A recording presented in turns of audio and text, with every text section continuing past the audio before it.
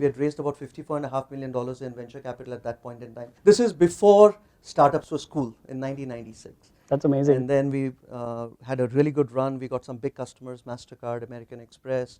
GE itself became a big customer of ours. But then when the dot-com boom, bust happened, unfortunately we got caught in that downturn and we went bankrupt in December of 2000.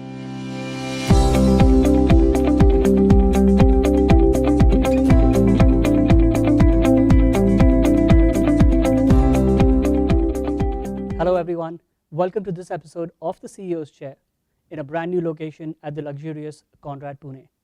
On this episode, as our guest, we have Tarun Sharma, CEO of BMC Software. Tarun is not only an innovator, he's also a philanthropist, a writer of 2 books, as well as a TEDx speaker. Tarun, welcome to the show. Thank you, Siddharth. Lovely to be here. Thank you so much, Tarun. So Tarun, I don't even know where to start, honestly. I mean, you've lived in the UK, you've lived in the US, you've lived in the Caribbean islands as well. Yes. You started as an entrepreneur at the age of 25. Yes. And even before the age of 30, you had already seen bankruptcy. Yes. So tell me a little bit about that portion of your life. Sure. So that was, I think, the most interesting part of my life because it really was a defining moment in many ways of how I would think about my life going forward. Of course. And I think a lot of it had to do with luck and being at the right place at the right time with the right set of people. So I left India when I was about 24 years old. Okay. And I went to the UK, I did some projects in the UK, and then moved to Jamaica and Barbados, and I did some projects there. And then I came back to India to get married to Reshma, and then I moved to the US. And I worked as a consultant over there with GE Capital to build out one of the largest procurement platforms in the world at that point in time on the internet. So we were one of the first people to use the internet in an enterprise to conduct business.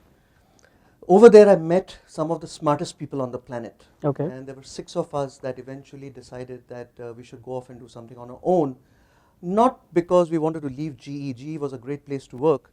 But the fact is that we were in a certain business which was ahead of its time by almost 10 years. Okay. And while the internet was just catching on, a lot of our customers, which were going to be municipalities, government agencies, things like that, would not adopt the internet that fast to do business. And when we went back to GE to say, hey, you know, the opportunity is somewhere else, it's in business to business e-commerce, they basically said that, look, that's not the business we are in. And that's when Gartner Group, one of the leading analysts in the world, came back and they basically funded us. They gave us seed money and said, why don't you guys go off and do something on your own? Wow. And that's when we started a company called EC Cubed. And EC Cube was an amazing success for a long time. Absolutely. It was one of the top 100 tech companies to watch for. Okay. And we had raised about $54.5 million in venture capital at that point in time. This is before startups was cool in 1996. That's amazing. And then we had a really good run. We got some big customers, MasterCard, American Express. GE itself became a big customer of ours. But then when the dot-com boom, bust happened, absolutely. unfortunately we got caught in that. So we were not a dot-com, we were a software company helping people build business-to-business e-commerce applications and supply chains.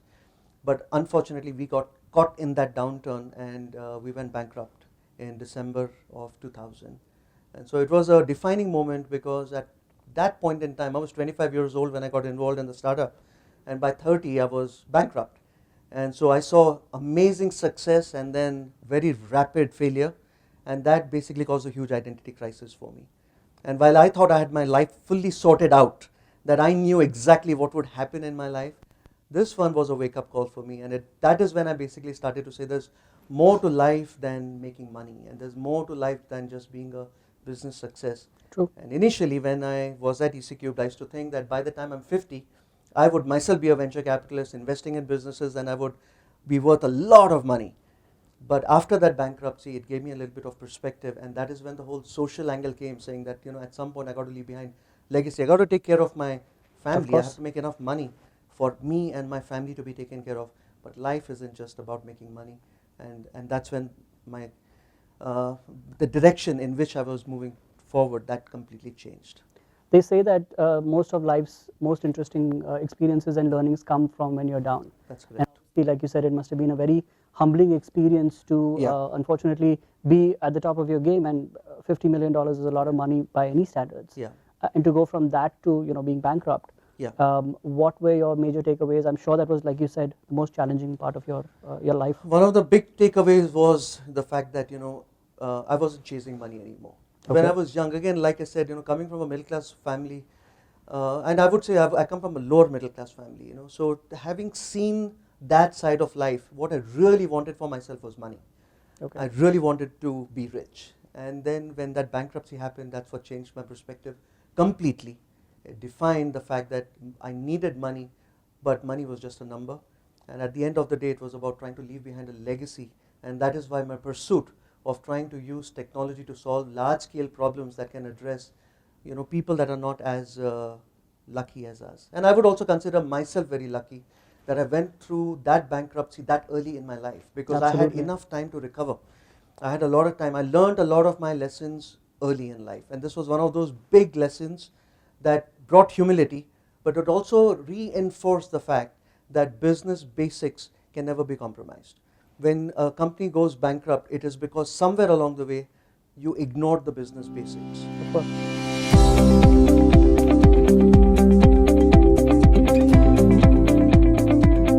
I wished, and it did happen, that I would become CEO before I turned 40. And I turned CEO when I was 38 with BMC Software. So I had my entire life chalked out in 5-year chunks. I said, at the end of 5 years, this is what it's going to be. At the end of 5 years, this is what it's going to be. Visualized I visualized my entire life right till retirement. Okay. And then I took some calls that were not natural, because I realized that in order to be CEO, I had to pick a bunch of skills. And not skills because you learned or you went to college and you picked them up, but skills that you learned from having lived that life every single day. True. And so at least twice or thrice in my career, I shifted a job to get a skill for a pay cut. And most people tend to move jobs with an increase. Absolutely. And my mom thought I was going crazy, because one time I did it, she said, okay, I understand. The second time I did it, she said, what's going on? The third time I did it, she said, you're really crazy. And I said, no, but these are the investments in the skills that I will need. Because you can't be a CEO and have a blind spot. And so, you got to get well-rounded. And if you can do many roles within a company, many different types, build products, deploy products and professional services, maybe sell some, own a P&L, manage people actively. When you get those skills, sometimes the opportunity doesn't come along with a pay raise. And so, I made those, I call them strategic choices. And real life skills, essentially. Real life skills, and I gave up money to get the skill, and that investment I think has paid huge dividends. Absolutely. Also on a personal life, I try to be as disciplined as I can, whether it is about eating healthy or working out or doing yoga at 5:45 in the morning. I try to do whatever I can. I put it on a schedule, and some things are on a schedule and some things are absolutely not on a schedule. But when it comes to me, then I try to put things on a schedule. When it comes to my family and spending time with them, no schedule.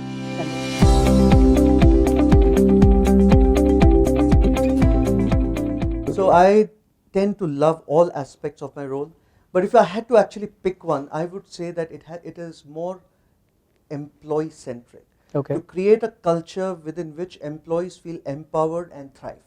And because I personally believe that empowered employees do the right things for the customers. And so, one of the roles I play is as of a chief customer officer. And coming from a chief customer officer, that I put employees above customer is a tough one. True. But I believe that that is the right way to get customer success. The right way to get customer success is empower the employees.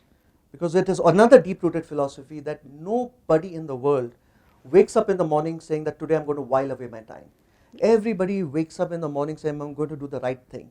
They may not know they're doing the right thing, but they always want to do the right thing. And when you empower them to do the right thing, they generally do. And so empowering people and creating that culture where those employees thrive and then do the right things for the customers, build the right set of products that they feel passionate about, make sure that you're selling things to customers the customers really need and want, rather than just trying to meet a number. All of those things are elements of culture. And so if I had to pick one, I think that would be it.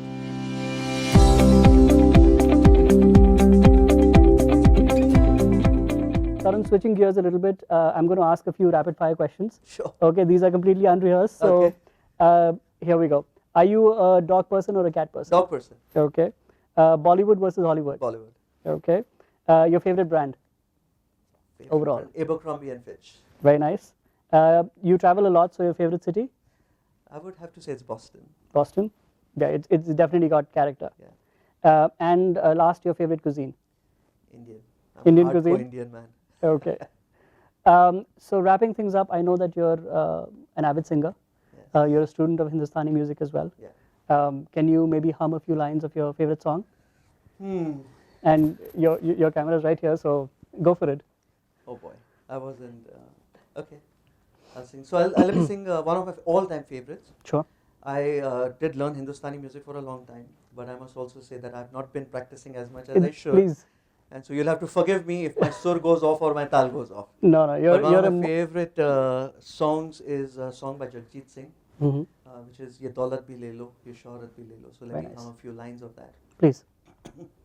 ये दौलत भी ले लो, ये शोहरत भी ले लो, भले छीन लो मुझसे मेरी जवानी, मगर मुझको लौटा दो बचपन का सावन, वो कागज़ की कश्ती, वो बारिश का पानी, वो कागज़ की कश्ती, वो बारिश का पानी, वो कागज़ की कश्ती, वो बारिश का पानी. That's amazing. Thank you. I'm going to end the show on that melodious note. Thank you so much, Tarun. It's been a my pleasure interacting with you. Thank you so much for having me on the show. And we're going to look forward to getting you back and maybe discussing some of the things that we didn't have time for today. Loved it. Thank you All so right. much. Pleasure. Pleasure. Thank you.